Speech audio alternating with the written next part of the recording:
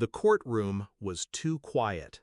No murmurs, no shifting of shoes on tile, just the judge's voice, flat as dead water. The defendant may approach. I stood, chains at my wrists. The bailiff didn't move to guide me. He didn't have to. I'd learned the rhythm of obedience. 17 years in a box teaches you that. The envelope in my hand felt heavier than it should have. Manila, unmarked, sealed. She was there, front row, uniform pressed, badge glinting. Her hand rested on our son's shoulder like she'd earned it, like she'd kept him. She didn't look at me, not really, just past me, through me. Her father sat beside her, face blank, same expression he wore the day he called me a calculating predator. Now his jaw tightened. The judge slit the envelope. His eyes changed. Not fast, not slow, just shifted. He leaned toward the clerk, whispered, then, "Clear the courtroom, now." Her face turned white, not pale, white. And when the military police walked in, fully armed, rank heavy, her hand slipped from our son's shoulder. He looked up, confused. She didn't look down. She already knew. The first sign was small, a voicemail, misdialed. "No, he's at visitation now. We've got maybe an hour." Click. No names, no panic, just routine. She visited me twice that year, once with the kids, once alone. Smiling, steady. I asked about work. She answered in clipped, rehearsed tones. Too clean. I studied her face the way a man studies cracks in the ceiling of his cell. Not for comfort, for structural failure.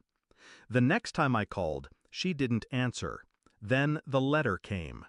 "We have to move on, for the children." Signed, Rebecca. Not Becca, never Beck. Just sterile. I folded it, slid it under my mattress. Didn't cry, didn't speak for 2 weeks. There's a moment when betrayal stops being sharp, when it just settles, becomes part of the air. That's when I started thinking. Not about her, about how. It took me 9 months to get the documents. Prison bureaucracy is slow, but patient men always win.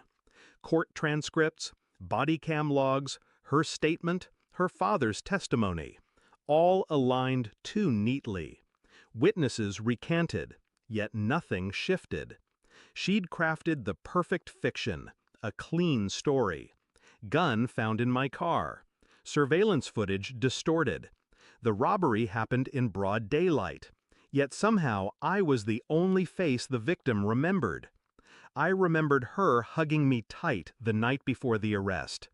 "I believe in you," she'd whispered. The next morning, my door was kicked in. I memorized the timeline, every second. And then I requested DNA tests. Not on her, on the kids. A small prick of blood, hidden in a card I mailed them. My lawyer, silent but loyal, ran the match. 3 weeks later, results. 1 match, 1 not. Not even close. I didn't shake, didn't scream. I just sat in my cell, and I planned. I sent her a letter. "Retrial approved. New evidence. Hope to see you there." Simple. Cold.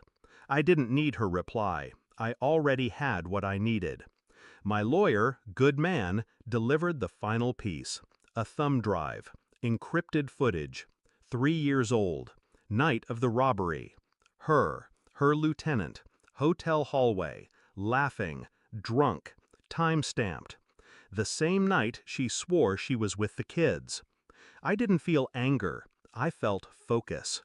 I burned every copy but one, the one I placed in the envelope, along with a notarized DNA report and her handwritten statement from the initial case, her signature, her lie. They'd see it all. The judge did. And when he looked up, he didn't see a criminal. He saw a man built from ash and memory, unbreakable. The door slammed behind the last civilian. The officers moved fast. Professional, no theatrics. 2 on her, 1 on her father. She didn't fight, just stared at me as they pulled her hands behind her back. "James," she whispered. I tilted my head, just slightly. Let her see my eyes.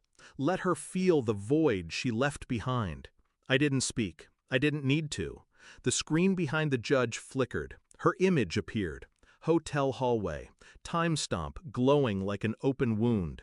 Her son, our son, watched from behind the glass. I didn't turn, but I heard the gasp. He finally saw her. Not the badge, not the mother, the liar. She looked like she was going to say something, but silence devours weak people, and she had nothing left but it. They dropped the charges, released me that night. 17 years gone. I didn't ask for compensation, didn't ask for my kids, didn't ask for her. I walked out in the same clothes I wore the day I was arrested. Still fit. Ironic. A man doesn't age when he's frozen in betrayal. I stood at the edge of the courthouse, watching the rain blur city lights. I'd loved her, once. That version of me died a long time ago. She didn't kill him. I did. The final line of the envelope's letter read, "You taught me how to lie. I just learned to do it better." It wasn't true. I never lied.